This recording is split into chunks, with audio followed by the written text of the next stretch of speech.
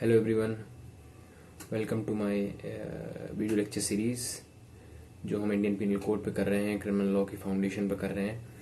तो उसी को कंटिन्यू करते हुए मैं आज सेकंड वीडियो लाया हूँ, जहाँ पर मैं इंडियन पिनल कोड को और विस्तार पूर्वक यानी कि और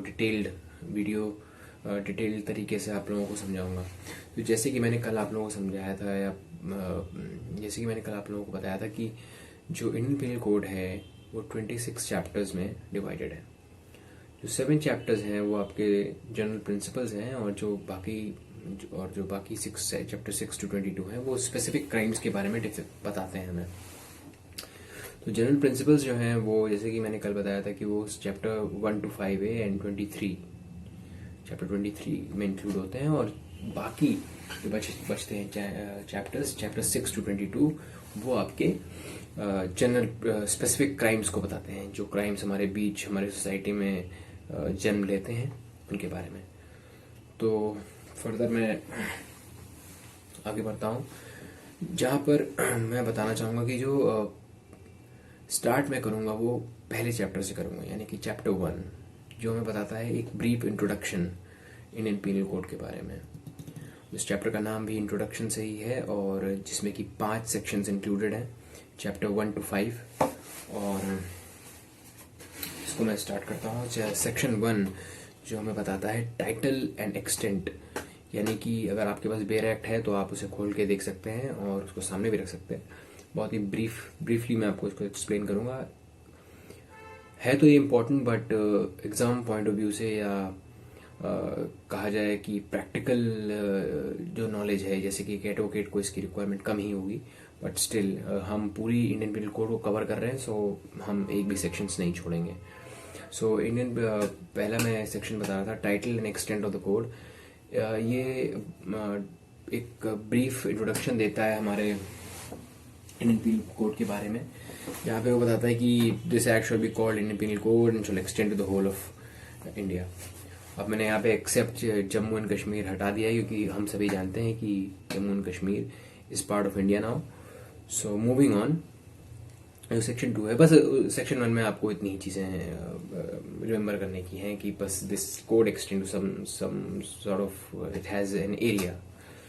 सो मूविंग ऑन, सेक्शन 2 पे आते हैं। सेक्शन 2 हमें कहता है punishment of offences committed in India, यानी कि जो अपराध इंडिया में कमिट किए गए हों उस पर ये लॉ गवर्न होगी। यानी कि अगर मैं इसका जो सब्जेक्ट रीडिंग करूँगा, जो मैं इसका सब्जेक्ट मैटर रीड करूँगा, वो कुछ इस तरीके से होगा। अगर आपके पास बेयर एक्ट है तो आप बेटर है कि बेयर एक्ट सामने रहेगी आपके, तो बेटर रहेगा। तो कोशिश ये रहेगी कि मैं ब्रीफ, ये स्मॉल लेक्चर सीरीज है, मैं ज़्यादा लंबा नहीं रखना चाहता, इसलिए मुझे उसको रीड करने की कुछ खास ज़रूरत नहीं है। अगर कोई इंपॉर्टेंट वर्ड होगा तो मैं ज़रूर बताऊँगा आपको। चैप्टर 2 से भी कहता है कि punishment of offences committed with in India, यानी कि जो भी ऑफेंसेस इंडिया में कमिट होते हैं वो गवर्न होंगे इंडियन पिनल कोड से। That is it. And then we move on to section 3 which says punishment of offences committed beyond but which by law may be tried within India। यानी कि simple है, मैं इसको explain कर देता हूँ। Offences जो बियॉन्ड, यानी कि out of India, beyond the boundaries of India, India के देश से बाहर, हमारे देश से बाहर जो कमिट किए जाते हैं वो भी हमारे देश में ही ट्राई किए जाएंगे।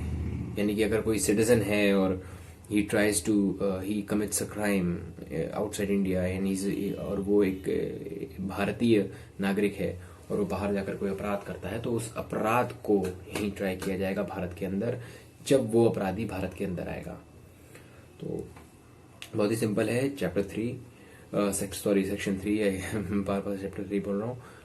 मूविंग ऑन, चैप्टर 4 सेक्शन 4 कहता है कि extension of code to extra territorial offences, यानी कि ये मुझे थोड़ा सा रीड करना पड़ेगा आपके लिए, और अगर आपके साथ बेयर एक्ट है तो उसको आप प्लीज़ खोलें। मैं बार बार ये चीज़ कहूँगा क्योंकि बेयर एक्ट बहुत इंपॉर्टेंट होते हैं।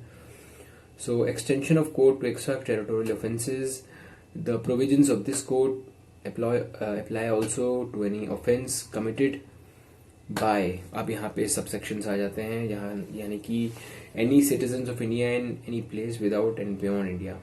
अब यहाँ पे ये कह रहा है कि any citizen of India in any place without and beyond India, यानी कि किसी भी भारतीय नागरिक द्वारा कोई अपराध किया जाएगा या भारत में या भारत से बाहर, वो हम भारतीय दंड संहिता इंडियन पेनल कोड से ही गवर्न किया जाएगा। Next on any person on any ship और aircraft registered in India wherever it may be, यानी कि अगर किसी शिप में या एयरक्राफ्ट में कोई अपराध होता है और वो रजिस्टर्ड है इंडिया में या इंडियन कंपनी में या इन गवर्नमेंट में, तो वो अपराध इंडियन पिनल कोड द्वारा गवर्न किया जाएगा। अपराध फिर उसमें कोई भी करे, इम्पोर्टेंट ये होगा कि वो शिप कहाँ की है, यानी कि इंडिया की है।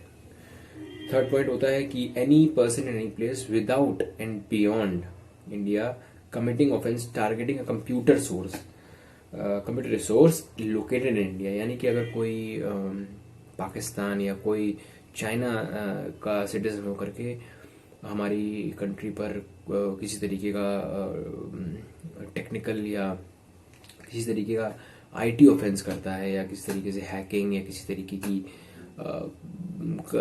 कोई भी ऐसी एक्टिविटी करता है जो क्रिमिनल दायरे में आती हैं, वो यहाँ पे गवर्न होगी इंडियन पेनल कोड द्वारा ही।